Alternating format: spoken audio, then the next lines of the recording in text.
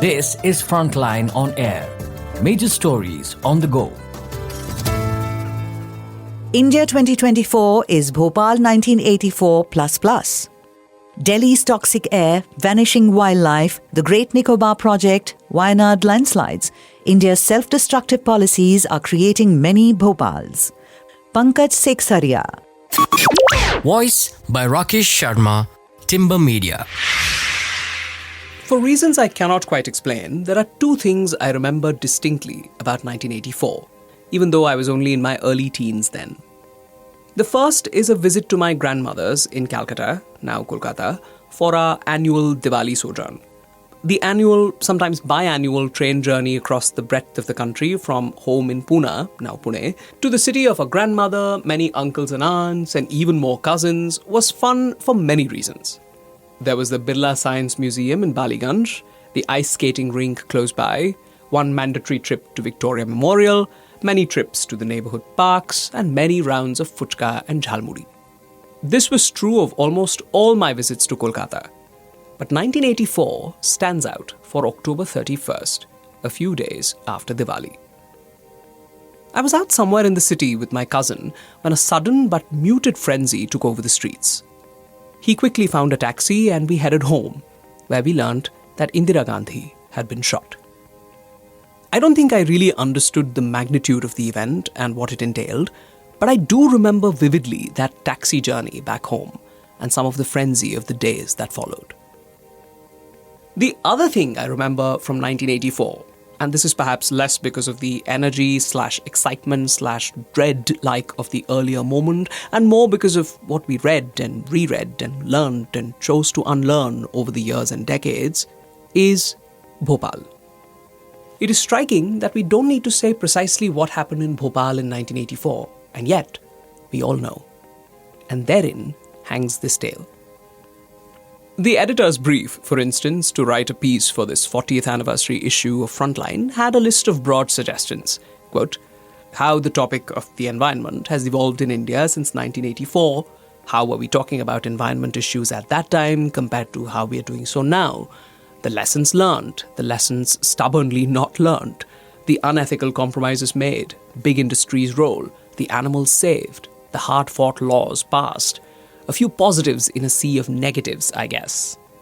End quote. And then a specific, very specific and pointed reference. Remember also, 1984, the year we launched, was the year of Bhopal. Yes, we all remember, because Bhopal 1984 is etched in our collective memory in a way that nothing else is.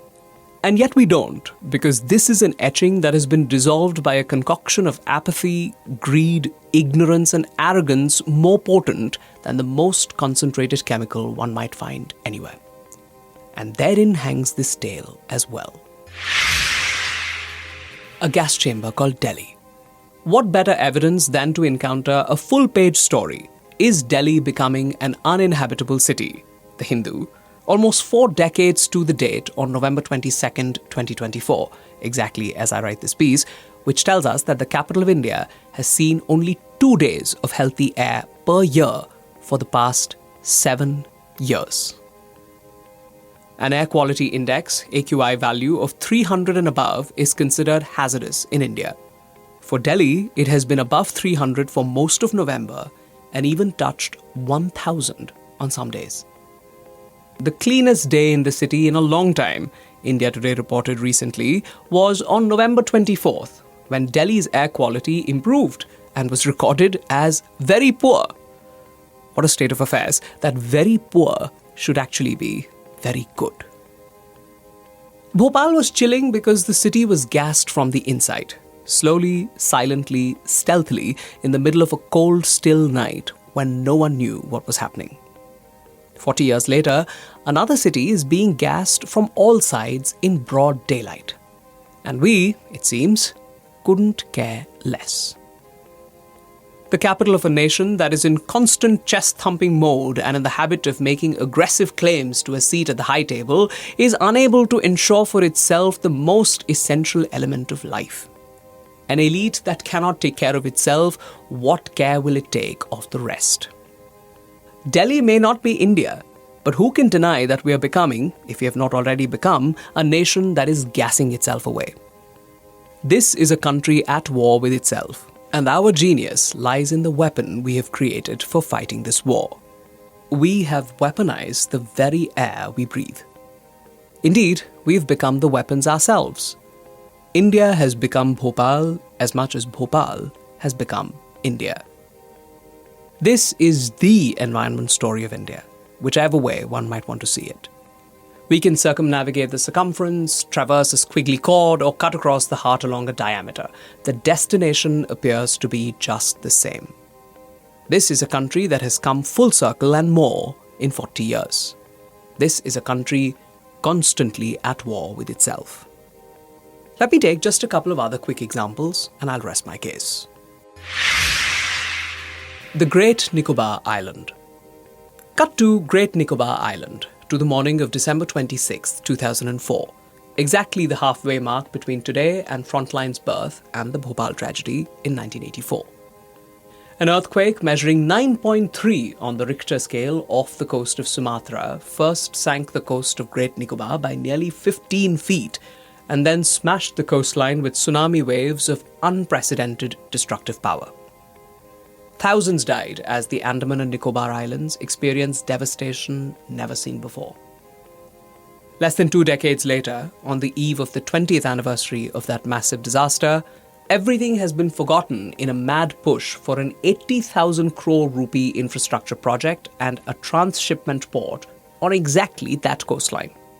It does not seem to matter that these islands are located in the world's most tectonically active and vulnerable zones and experience 1 earthquake a week on average. It does not matter either that 30 million trees and a priceless biodiversity-rich forest will be cut for this project, that the indigenous Nicobarese and the Shompen will be wiped out, that dinosaur-age sea turtles will lose their most important nesting beaches, that 3.5 lakh outsiders will be brought in and put knowingly in harm's way. And rubbing salt into these collective wounds is the brand new, just released, exactly as I write this, logo of the Andaman and Nicobar Islands Administration.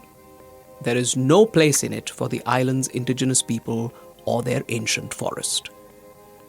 What has been prominently included, however, is the transshipment port that still only exists as a proposal, might never be built, in fact, and will destroy everything that these islands are known for if it does indeed get constructed.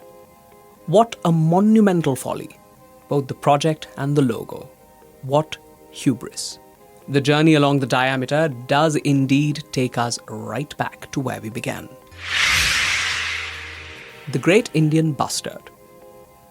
The third and final story is a little more convoluted, even if it heads in the same direction. This is the story of one of India's most misunderstood and misused, even abused ecosystems, and a bird that is one of its finest icons. We are talking here of grasslands and arid systems, known now as Open Natural Ecosystems, or ONE, and the majestic Great Indian Bustard that is slipping away slowly but steadily to oblivion. Like the grasslands it inhabits, the Great Indian Bustard was once spread across large parts of this country, right from Rajasthan down to Gujarat, Madhya Pradesh, Maharashtra, Karnataka, and Andhra Pradesh. There is, in fact, no recorded breeding site of this bird from anywhere outside the boundaries of India. Nothing gets more Indian than this, and nothing could be more tragic. There were about 1,500 Great Indian Bustards in India around the time Bhopal happened. 4 decades later, it awaits extinction as it stands wiped out from almost its entire range, down by 90% to just about 150 birds today. Rajasthan today has about 100 birds. In all the other states, the count is down to a handful. 10 in Karnataka, 6 or 7 in Gujarat, 3 or 4 in Andhra Pradesh, 2 or 3 in Maharashtra, and 0 in Madhya Pradesh. This is a bird that once almost became the country's national bird. Imagine what a humiliation we unknowingly saved ourselves from when in 1963 we chose the peacock and not the Great Indian Bustard as the national bird. we would have had a national emblem that we would push out of existence. The Great Indian Bustard's trajectory would not have been different if it had been chosen as the national bird, because the problem lies deeply embedded in the larger choices we have made as a country.